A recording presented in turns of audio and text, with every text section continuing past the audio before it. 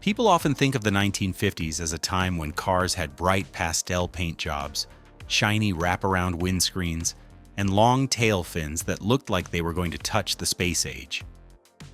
People in America were very hopeful at that time. When cars were more than just a way to get around, they were also symbols of hope and industrial strength. But behind that beauty was a truth that not many people talk about. We don't think about how dangerous many cars from this time were. The technology for safety was still very basic.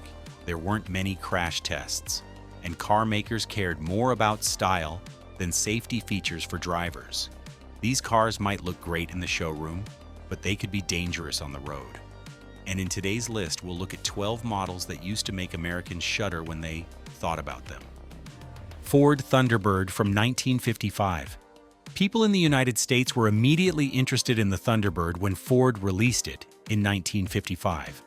This wasn't just a sports car, it was a fashion statement. The Thunderbird felt like a piece of high-speed jewelry because it had a removable hardtop, sexy curves, and a V8 engine that made it go fast. But that attraction ran into a big problem. The chassis, which was built on a shortened Ford full-size platform, wasn't very strong when it came to twisting. When going fast, the front end would often shake a little, and the body would bend a lot when turning. The car was likely to be unstable on curved roads because the weight was not evenly distributed and the center of gravity was low. The small drum brakes couldn't handle the power of the V8 engine. As the car got hotter, the brakes faded quickly, and it took a lot longer to stop. The Thunderbird also didn't come with seatbelts. Many drivers said in reports from the time that the steering felt unresponsive at high speeds, making sudden turns a dangerous gamble. Chevrolet Corvette C1 from 1953. People have always praised the first-generation Corvette as Chevrolet's brave attempt to make an American-style sports car. At the time, the fiberglass body was something that had never been seen in cars before. It made the Corvette light, quick, and easy to spot on the road, unlike the heavy steel sedans that were everywhere. But that lightness also made the car more dangerous and harder to drive. Even though the fiberglass body was new, it could crack easily when hit hard. Many drivers of the time said that even a small crash could bend the body panels. The Corvette's thin chassis didn't have enough torsional rigidity, so it could twist when going around sharp corners. The small drum brakes couldn't keep up with the higher speeds on the growing interstate highways of the mid-1950s. The Blue Flame inline-six engine wasn't as powerful as later Corvette engines, and the steering system wasn't very good, which made the car feel wobbly and hard to control. Safety reports from that time showed that there were many times when drivers lost control while driving at high speeds for long distances. The Plymouth Belvadier from 1957. The Plymouth Belvadier came out in 1957 and shocked everyone. Virgil Exner's design for the car was very forward-looking, which made it one of the most eye-catching cars of its time. The tall tail fins, the aggressive front end, and the smooth bodywork quickly caught the attention of Americans. But the car's sexy outside hid a number of problems that made it unsafe to drive in real life.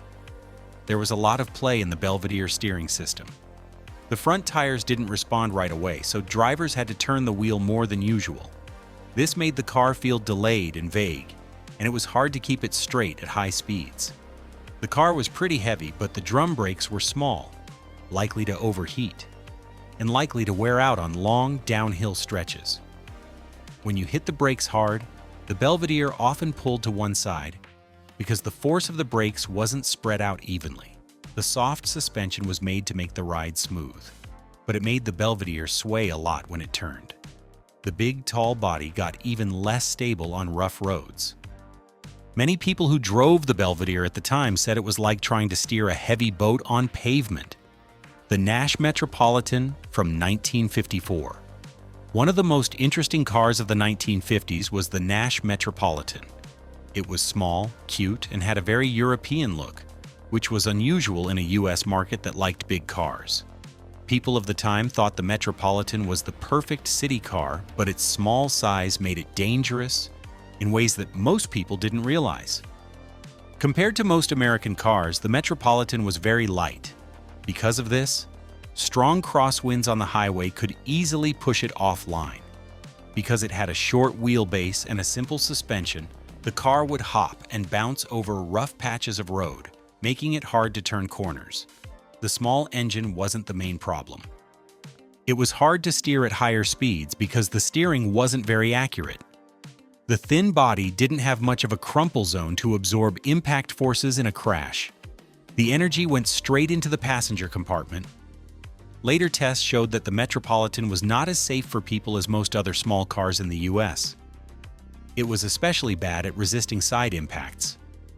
The Ford Anglia 100e came out in 1953 and was a cheap option for people who wanted a small, compact car in the 1950s. The Anglia was easy to drive through busy city streets because of its rounded shape and small size. But the simple design also had some drawbacks that made it one of the hardest cars of its time to drive. The narrow front track and old-fashioned rack and pinion steering system made it clear that the car wasn't very precise.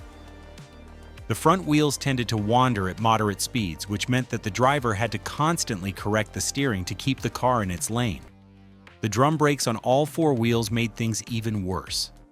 Because they were small and tended to fade when they got hot, stopping distances were often longer than expected. The Anglia was light, which helped it get better gas mileage, but it made the car unstable in strong crosswinds. The high center of gravity and narrow body made it possible for the car to roll over when it made sharp turns. Many drivers said that driving an Anglia was like trying to keep a matchbox upright in a strong wind. Chevy Task Force truck from 1955. The Task Force truck line from Chevrolet was a big step forward in the world of light-duty pickups when it came out in 1955. Farmers, construction workers, and small businesses all over the United States liked it because of its modern design, new small block F8 engine, and ability to haul a lot of weight. But behind that tough exterior were safety problems that drivers of the time often didn't see until it was too late. The cabin of the Task Force was very basic and didn't have much of a crumple zone to absorb impact forces. In a head-on collision, all of the force went straight into the passenger compartment, putting the people inside in a lot of danger. The drum brakes on all four wheels weren't strong enough for the truck's power and load. When loaded heavily or traveling down long slopes, the brakes overheated easily and could completely lose effectiveness. The frame was sturdy, but when overloaded, cracks often developed at stress points. The unassisted steering system made low-speed maneuvering difficult, while at higher speeds, it lacked precision, creating a persistent sense of instability. 1950 Oldsmobile 88. People thought the Oldsmobile 88 from the early 1950s was one of the most powerful cars Americans could buy. The rocket FIF8 engine's 303 Ci was a technical wonder for its time. It had amazing acceleration and was the reason Oldsmobile won a lot of local races.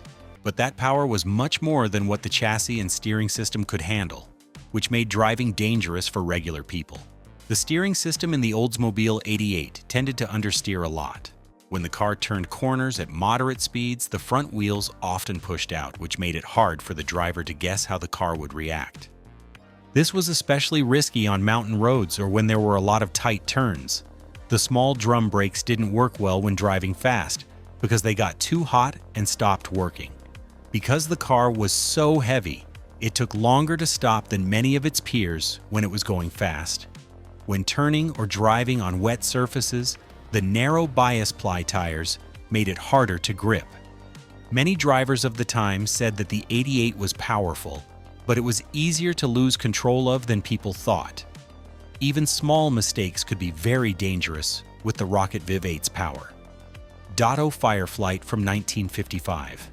This was one of the most striking Chrysler designs of the 1950s. Its long body, graceful tail fins, and sharp front end made the Firefly stand out in any showroom. The Hemi 8 engine delivered impressive power, turning the car into a symbol of luxury blended with speed. But that combination also exposed several serious safety shortcomings. The Fireflight's frame was heavy but lacked the necessary torsional rigidity. At high speeds, the body tended to flex slightly, creating a sense of instability. The early power-assisted steering system provided very poor feedback, making it difficult for the driver to feel the road surface during sudden cornering. The Fireflight's heavy rear end was prone to swinging out, producing unexpected oversteer. The Fireflight's drum brakes were not proportional to the car's weight and power.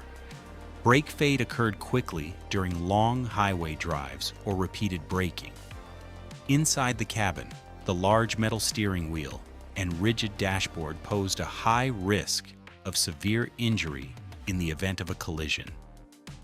The 1955 Fireflight stands as a reminder of an era when beauty and horsepower were given priority, while safety was treated as a secondary concern. 1950 Packard Clipper.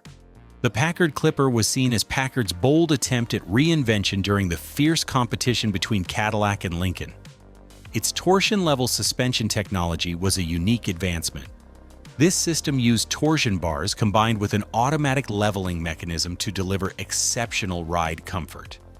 But that modernity also brought several risks that customers never anticipated. The torsion level's automatic adjustment relied on an electric motor and mechanical sensors.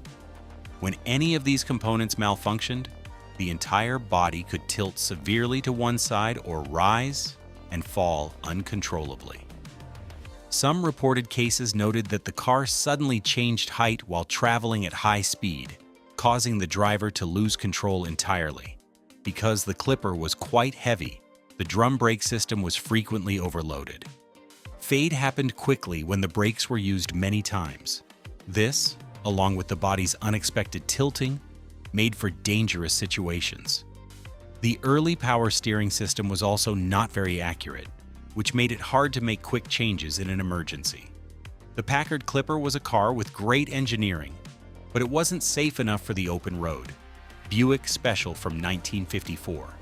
This was the model for people who wanted luxury at a price they could afford. The car looked very American in its heyday because of its smooth curves, big grille, and sharp chrome lines. Under the hood, the new Nailhead 58 A new Nailhead engine made the Special far more responsive than the previous generation. But the fact that it was heavy and powerful also showed that it had some serious safety problems. The Special's drum brake system was way too small for the car's weight. When driving long distances or braking a lot, the brakes got hot quickly and stopped working. People often said that the brakes faded, especially when the car was going downhill. This made it much harder to stop and made it hard to steer the car in an emergency. The Buick Special had a high center of gravity, which made it less stable when going around corners. The car was likely to slide sideways on wet pavement because its narrow bias tires didn't have much grip. Some drivers of that era shared that the car felt very smooth going straight, but extremely scary when you needed to stop or change direction. The big metal steering wheel and hard dashboard inside the cabin didn't protect the people inside. The Buick Special was still a beautiful design icon, but driving it safely required more care than most drivers at the time were ready for. Ford Custom Line from 1953. People loved the Ford Custom Line because it had a good design and was affordable. American families liked it a lot after the war, but even though it looked friendly, there were dangers because safety standards were very low in the 1950s. The Custom Line didn't have any seatbelts or any technology that could absorb energy. When there was a crash, the impact forces went straight into the cabin without a crumple zone to soften the blow. The stiff metal steering wheel with a raised metal hub in the middle was the most dangerous part. In a head-on crash, the steering wheel often caused serious injuries to the chest and abdomen. The steering column of the time also couldn't be folded down, which meant that during strong impacts, the steering column would stab the driver. The frame was thinner than those of other products in the same market. Later tests showed that the door frame was very weak and could easily bend when hit from the side. Because the car was so heavy and had small drum brakes, it took longer to stop than expected. When it rained, the custom line tended to slide sideways when you braked hard. Hudson Jet from 1953.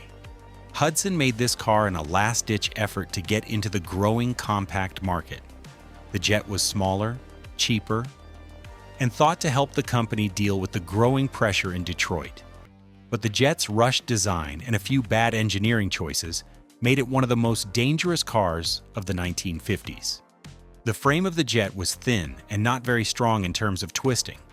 The whole body shook at higher speeds, which made me feel uneasy, even on smooth pavement. The front end was short and weak, which meant that the car couldn't absorb impact forces very well. In head-on collisions, the passenger compartment often took the full force, which made serious injuries more likely. Hudson wanted to make the inside of the Jet as big as possible, so it had a higher center of gravity than its competitors. This made the Jet likely to roll over when it turned at a moderate speed. Reports from the time said that even small aggressive turns made the car lean more than usual. The simple and weak suspension made things even worse, especially on bumpy roads. Because the body was so narrow and the doors were so thin, the side impact protection was very bad. At the same time, the small drum brakes tended to fade, which made it very hard to stop the car. Because of these problems, the Jet quickly became a classic example of a design and safety failure. When we think back to the 1950s, we often think of the hope, the explosion of design, and the cars that still look beautiful today. But behind that shiny chrome was a time when safety was never the most important thing. The cars on today's list not only show engineering flaws, but they also show a time when speed and style were more important than safety for drivers. Please tell us about your experience with these cars in the comments if you have ever seen or sat in one. To keep getting the nostalgic stories, interesting engineering, and little-known facts about classic cars, don't forget to like and subscribe. In the next part of this journey, where every machine has a story to tell, I'll see you again.